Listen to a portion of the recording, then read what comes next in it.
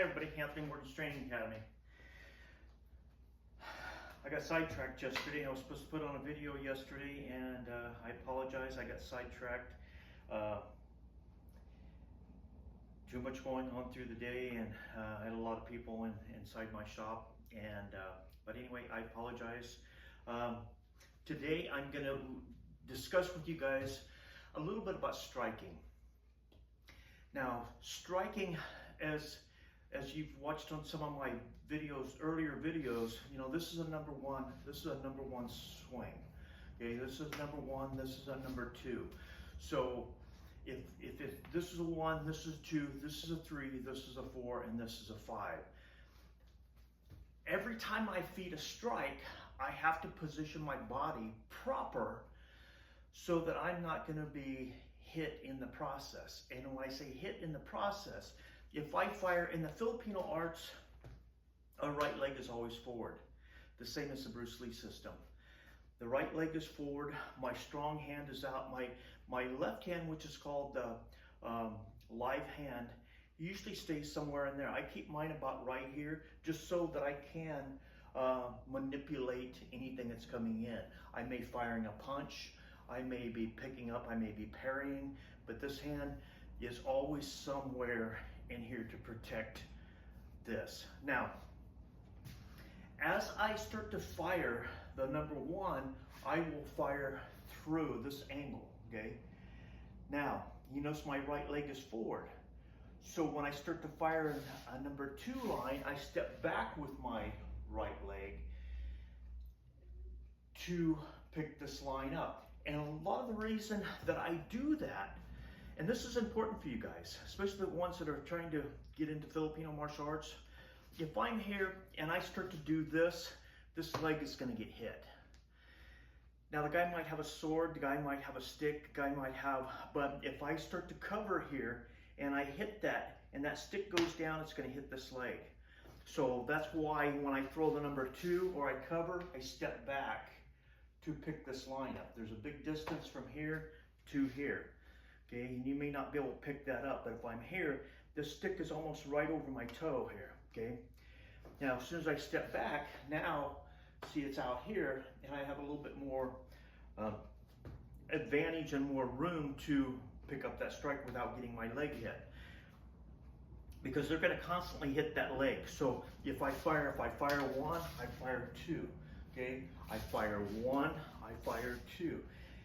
Getting used to that step is vitally important.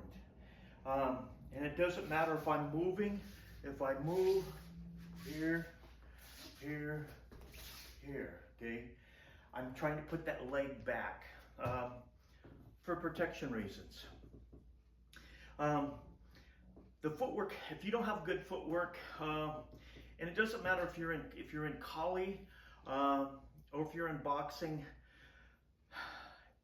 almost any type of sport, if your footwork is bad, you're not going to excel. Okay, you have to have a good foundation under you. So when I fire here and I fire, this is a good foundation. Now every Filipino instructor is going to have little tiny tweaks. Okay, training under James DeMille, he was always critical about the closed baizhong. Good foundation, you know, you have 70% on the back and you have 30% on the front. And that was so that we could trap. Now, I add a lot of my trapping into my Filipino martial arts. So my footing changes a lot, but I'm always going to be stable, and I'm always going to be mobile. So if I move here and I move back, I need to be stable, but I also need to be mobile. Without those two elements, your footwork isn't going to be where you need it to be. If I'm here and I feed that jab, oh man, I feed this jab, I want to make sure that my foundation is proper under my body. If I'm standing like this and somebody hits me, I'm going to go over. If I'm based out a little bit and I can take that hit and I can maybe rocker shuffle here, okay, I can maybe move a little bit, but if I'm here, I can't fade off of that position. So, you know, getting your footwork under you, but you don't want to be too wide. Okay, if I'm too wide, now I can't move forward properly, okay, without telegraphing. And so, so as I fire the right, the left comes back. Okay, you notice the live hand's always up. My hand will not be down unless I'm drawing my knife. Okay, my hand will not be down. My hand is going to always be up in here somewhere so that I can operate here. Okay, it will not go here. Okay, so a little bit of footwork today. Again, I apologize for not putting one on yesterday. I said I would, and then anyway, you guys have a good day, and you know, keep thinking about what we do. You know, how can we influence the younger generation? How can we, you know, present what we have, and help those that don't have confidence. Help them build that confidence. Help them try to build the strength. Help them to try to build what a man really is. You know, and I don't want to just, you know, get down on that subject, but, you know, like I said, you know, the other day, being strong enough to protect. Okay, and it's not always about family. It's about being, you know, there protecting. It could be verbally, it could be physically, it could be mentally. We as men should be setting the example. We don't lose our temper, okay? Trying to watch different things like, you know,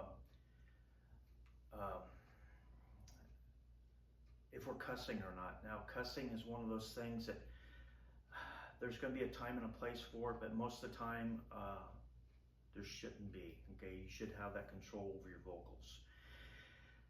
It's better to listen and observe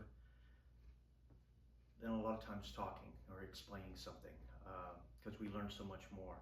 But, you know, that's what one of my sayings is. That's why God gave me 2 ears and 1 mouth. Listen twice as much as I speak.